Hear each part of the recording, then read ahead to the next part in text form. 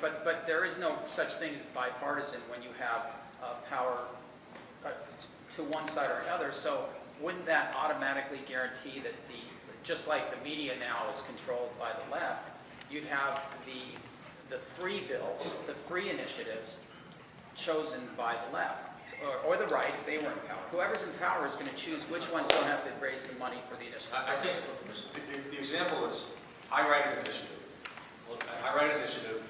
I don't collect as many signatures as I normally would, so that saves me money. Right.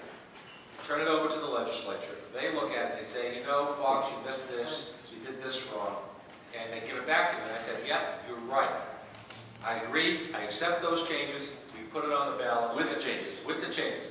Or they give it back to me and I say, you guys are crazy. You're just trying to undermine me. I reject your ideas. And they said, okay, then you take my original document and they put it on the ballot. I've saved that extra money by going through the process, and I still have my initiative intact.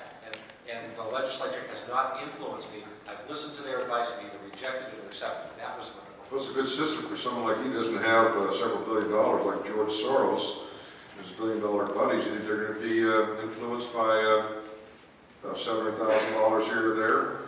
And they are worth billions. They're prepared to spend billions on radical proposals here in California to get rid of the big petri dish for those guys. No, the financial incentives in the work we're talking about people with incredible amounts of money, huge personal agendas. They're going to do their own thing, and quite frankly, I think it's there's very much the initiative process and their abuse of it a threat to all of us here in California.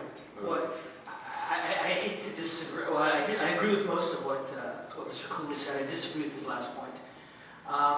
First of all, the initiative process is not going anywhere. As several of the people on this panel have said, voters might not like it, but they like themselves making the decision a lot more than they like elected politicians of their party or the other. But we hear this not just in California, but across the country. We hear this not just today, but periodically, particularly during times of economic downturn. When I started to become aware politically, a zillion years ago, the conventional wisdom in Washington was that the presidency was too big for one man. Well, Ronald Reagan got elected president, and whether you agreed with what he was doing or you disagreed with what he was doing, that conventional wisdom very quickly disappeared. Today we are hearing that California is ungovernable.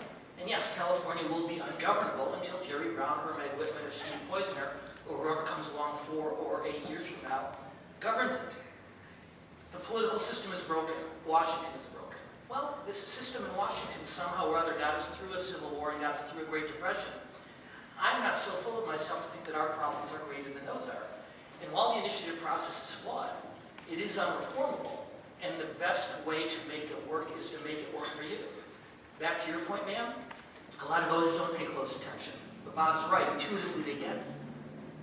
It's been erroneously stated that we live in a system in which our governance works by majority rule. That's not correct. Our system works by minority rule with majority acquiescence. And what that means is that small groups of committed, dedicated people can make politics work for them, whether it's through campaigns for elected office holders or for governance or through ballot initiatives. And while I think the discussion we've had today has been a very instructive one, the answer isn't ultimately to change the way the initiative process operates. It's to make sure that more people, like the Pepperdine students in this room, understands the stakes involved and get involved to make it work for them. And just for some of the younger people, Dan, when you were talking about the talk during the late 70s that the presidency was too big for one man, I would argue that was during Carter, it was too big for that man. Yes, sir. So to answer to your question, it's very difficult from an intellectual and from an academia standpoint to sit there and think, or to swallow all's well that ends well, because that's basically what happens in this process. They get it right, but maybe for the wrong reasons, and they don't know all the ramifications. They don't know when the pebble hits how long it's going to take to hit the shore 10 years down the road, but they get it right. All's well that ends well. The Dean has some closing comments, but before he does, some good news for all of you. Your parking is paid for. All you need to do is just tell them the secret word, Pepperdine, on your way out. If you have trouble with that one, I can't help.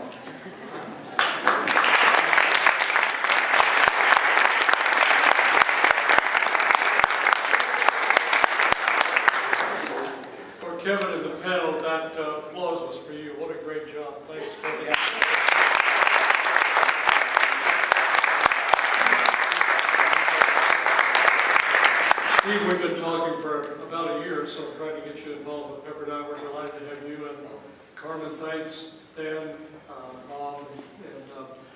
Bob and Joel both are connected with us.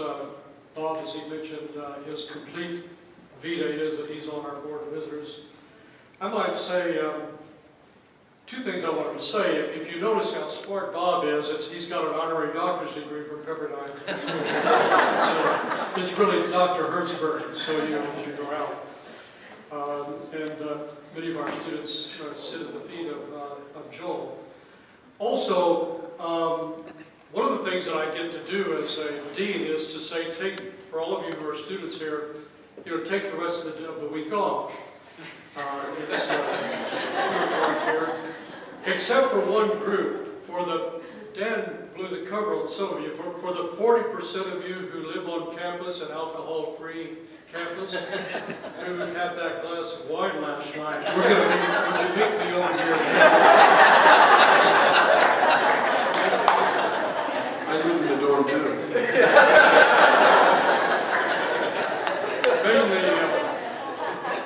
Mainly I want to express appreciation at the end here to John Thomas, our student, and also to Bonnie and George, his parents, who really made, you're all their guests here at the Jonathan Club.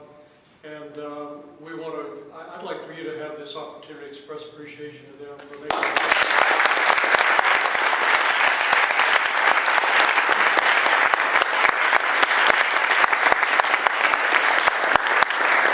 If you notice how much smarter Bob is now than he used to be, now you know.